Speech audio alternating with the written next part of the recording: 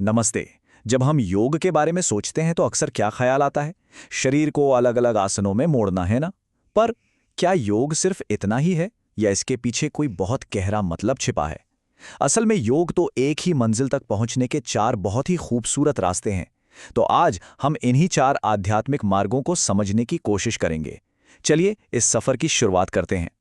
कहानी कुछ यूं शुरू होती है कि भरद्वाज नाम के एक शिष्य अपने गुरु के साथ एक चौराहे पर खड़े हैं जहां से चार रास्ते अलग अलग दिशाओं में जा रहे हैं। तब गुरु कहते हैं, वो रास्ता चुनो जिस पर तुम्हारा दिल तुम्हें ले जाए। बस यही सलाह, यही बात हमारे आज के सफर का केंद्र है। अपने स्वभाव के हिसाब से अपना रास्ता खोजना। तो फिर योग का असली मतलब है क्या?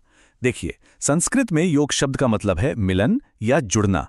ये सिर्फ कोई शारीरिक कसरत नहीं है, बल्कि अपने मन, अपने दिल और अपने कर्मों में एक तालमेल बिठाने की कला है। ये एक तरीका है अपने छोटे मैं को इस ब्रह्मांड की बड़ी शक्ति के साथ जोड़ने का। आज हम क्या क्या जानने वाले हैं उस पर एक नजर डालते हैं। सबसे पहले तो हम योग के सच्चे अर्थ को समझेंगे। फिर हम इसके चार मुख्य रास्तों को जानेंगे, यानी कर्म का मार्ग, प्रेम का मार्ग, ज्ञान का मार्ग और ध्यान का मार्ग। और आखिर में हम देखेंगे कि ये सब अलग अलग रास्ते कैसे एक ही मंजिल पर जाकर मिल जाते हैं। तो हमारा पहला पड़ाव है कर्म योग। ये रास्ता उन लोगों के लिए है जो एक्शन में, कर्म करने में विश्वास रखते हैं। यह दुनिया के बीचों बीच रहकर अपने काम को ही एक साधना बनाने का मार्ग है। कर्म योग को समझना होना तो कमल के फूल से अच्छी मिसाल कोई नहीं हो सकती। सोचिए, वो कीचड़ में ही उगता है, लेकिन फिर भी उस पर कीचड़ का एक दाग तक नहीं होता।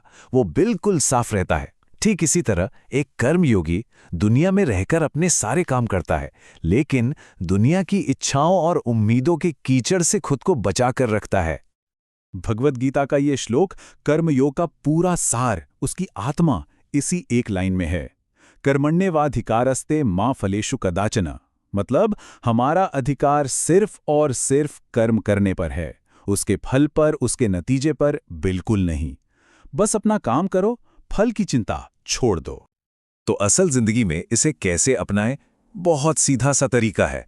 अपना हर काम पूरी लगन से करना, लेकिन उसके नतीजे से कोई उम्मीद न रखना। बिना मैं कर रहा हूं के भाव के, बिना किसी इनाम की उम्मीद के। और जब काम इस तरह से किया जाता है तो हमारा हर कर्म एक प्रार्थना, एक पूजा बन जाता है। अच्छा, अगर कर्म योग दिमाग और हाथों का रास्ता है तो हमारा दूसरा रास्ता सीधे दिल से जुड़ता है। ये है भक्ति योग, प्रेम, समर्पण और विश्वास का मार्ग। भक्ति को समझने के लिए शबरी की कहानी से सुंदर कुछ नहीं।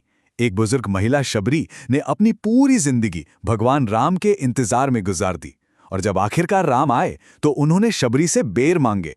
शबरी ने उन्हें बेर दिए, लेकिन हर बेर को पहले खुद चक्कर देखा, ये पक्का करने के लिए कि वो मीठा है या नहीं। अब लक्ष्मण को यह देखकर बड़ी हैरानी हुई कि शबरी झूठे बेर चढ़ा रही है, लेकिन राम ने मुस्कुराते हुए उन बेरों को स्वीकार किया और कहा, प्रेम हर चीज को पवित्र कर देता है। यही तो भक्ति योग का सार है। यहां नियमों से ज्यादा दिल की भावना मायने रखती है। सच्चा प्यार ही सबसे बड़ी पूजा है। भक्ति को जताने के कई तरीके हो सकते हैं। भजन गाकर, मंत्र जप करके, प्रार्थना करके, दूसरों की सेवा करके, या बस हर चीज में, हर कण में ईश्वर को देखकर। ये मार्ग खासकर उन लोगों के लिए है जिनका स्वभाव भावुक है, इमोशनल है। दिल के रास्ते से अब हम चलते हैं बुद्धि के रास्ते पर।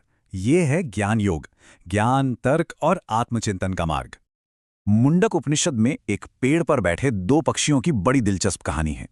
एक पक्षी पेड़ के मीठे और कड़वे फल खा रहा है, मतलब वो जीवन के सुख दुख भोग रहा है, जबकि दूसरा पक्षी वो बस शांत बैठा है और पहले वाले पक्षी को सिर्फ देख रहा है। तो ये कहानी सिर्फ एक कहानी नहीं, एक बहुत ही गहरा प्रतीक है। वो जो पक्षी फल खा रहा है ना, वो है हमारा अहंकार, हमारा ईगो, जो हमेशा सुख दुख, अच्छे बुरे में फंसा रहता है। और वो दूसरा पक्षी जो बस चुपचाप देख रहा है, वो है हमारी असली आत्मा, हमारा सच्चा स्व, जो इन सब चीजों से परे बस एक साक्षी है। तो ज्ञान योग का पूरा मकसद ही यही है कि हम खुद को फल खाने वाले पक्षी की जगह वो देखने वाले पक्षी के तौर पर पहचानना शुरू कर दें। ज्ञान योग की पूरी साधना बस एक सवाल के इर्द गिर्द घूमती है, और वो सवाल है, मैं कौन हूं? क्या मैं ये शरीर हूं? क्या मैं ये विचार हूं जो मन में आते जाते रहते हैं? ये एक सवाल ही खुद को खोजने की मशाल बन जाता है। और इस गहरी खोज का जवाब एक महावाक्य में मिलता है, अहम ब्रह्मास्मि, जिसका मतलब है मैं सिर्फ ये शरीर या मन नहीं हूं, मैं तो वो अनंत चेतना हूं जो पूरे ब्रह्मांड में फैली है। ये बिल्कुल वैसा ही है जैसे एक बूंद का सागर में मिल जाना। और अब हम पहुंचते हैं अपने चौथे और आखिरी मार्ग पर, राजयोग। इसे योग का राजा या शाही मार्ग भी कहते हैं। जानते हैं क्यों? क्योंकि ये सीधे मन पर नियंत्रण करने और ध्यान की साधना का रास्ता है। इसे समझने के लिए झील में चांद के अक्स की मिसाल सबसे अच्छी है। सोचिए, अगर झील का पानी अशांत है, उसमें लहरें उठ रही हैं, तो चांद का अक्स कैसा दिखेगा? टूटा फूटा, धुंधला सा, है ना? लेकिन जब पानी बिल्कुल शांत हो जाता है तो चांद एकदम साफ नजर आता है। हमारा मन भी बिल्कुल उस झील की तरह ही है। राजयोग एक बहुत ही व्यवस्थित, एक साइंटिफिक तरीका है जिसे ऋषि पतंजलि ने 8 हिस्सों में बांटा है। ये सफर नैतिक और शारीरिक अनुशासन से शुरू होता है, फिर सांस पर नियंत्रण और इंद्रियों को बाहर से अंदर की तरफ समेटने से गुजरता है, और आखिर में गहरी एकाग्रता और ध्यान के जरिए समाधि की अवस्था तक ले जाता है। ये वो अवस्था है जहां मन झील के पानी की तरह पूरी तरह शांत हो जाता है। तो हमने 4 अलग-अलग रास्ते देखे, एक कर्म का, एक प्रेम का, एक ज्ञान का और एक ध्यान का। लेकिन सवाल ये है कि क्या ये सच में एक दूसरे से बिल्कुल अलग हैं? चलिए देखते हैं। आइए इन चारों रास्तों को एक साथ देखते हैं। कर्म योग हमारे मन को साफ करता है, भक्ति योग हमारे दिल को नर्म बनाता है, उसे खोलता है, ज्ञान योग हमारी बुद्धि को तेज और साफ करता है, और राजयोग मन को शांत करता है। अब आप देखिए कि ये रास्ते अलग अलग होकर भी कैसे एक दूसरे के पूरक हैं, एक दूसरे को पूरा करते हैं। इसे समझने के लिए एक और छोटी सी कहानी है। मान लीजिए 4 यात्री एक पहाड़ पर चढ़ना शुरू करते हैं। चारों अलग अलग रास्ते चुनते हैं, कोई सीधा रास्ता लेता है, कोई घुमावदार। लेकिन जब वे सब चोटी पर पहुंचते हैं तो पाते हैं कि वे सब एक ही जगह पर हैं, और उन सब पर सूरज की रोशनी एक जैसी पड़ रही है। और जैसा कि गुरु कहते हैं, पहाड़ पर चढ़ने के रास्ते कई हो सकते हैं, लेकिन चोटी से दिखने वाला नज़ारा एक ही होता है। मंजिल सबकी एक ही है, आत्म साक्षात्कार। बस रास्ते अलग अलग स्वभाव के लोगों के लिए बनाए गए हैं। तो हम घूम फिरकर वापस वहीं पहुंचते हैं जहां से हमने ये सफर शुरू किया था, गुरु के उस सवाल पर। आपका दिल, आपका स्वभाव स्वाभाविक रूप से किस रास्ते पर चलता है? कर्म, भक्ति, ज्ञान या ध्यान? इसका जवाब किसी और को नहीं बल्कि खुद को ही खोजना है।